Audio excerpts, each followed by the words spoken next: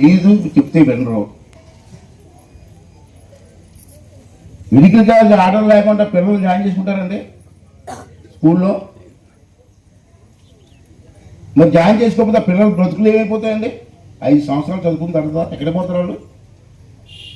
ఆ మాత్రం నాలెడ్జ్ లేకుండా ఎవరి ఇష్టం వచ్చినట్టు మాట్లాడాడు.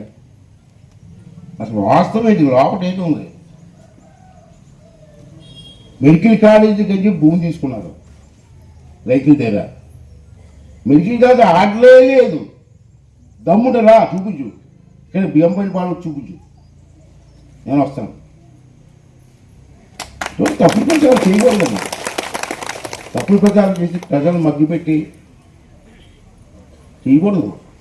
చేత కాకపోతే చేత కాదని చెప్పాలా, చేయలేకపోవని చెప్పాలా, ప్రయత్నం చేసాం అవలేదు చెప్పాలా. అంతేకాని లేని పని చేసి మళ్ళీ మా ఎదుటి పని మీద పొడచాలను. ఇలాంటి కొంచెం ఆలోచించవలసిన అవసరం ఉంది. రాయండి, ప్రస్తుతానికి మీ ఇష్టం, మీకు హక్కు ఉంది, ఏమైనా రాయొచ్చు, వాస్తవాలు రాయండి.